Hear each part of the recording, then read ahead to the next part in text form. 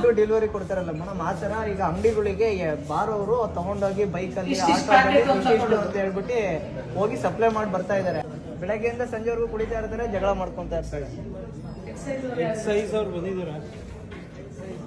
ಬರ್ಬೇಕು, ಯಾಕೆ ಬರ್ಬಾರ್ದು? ಅವರು ಬರ್ಬೇಕು. ಜಗವೇ ನಿನದು ಜಯಿಸೋ. ಎಲ್ಲ ಹಳ್ಳಿ ಹಳ್ಳಿಗೆ ಏನ್ ಮಾಡ್ತಾ ಇದ್ದೀರಾ?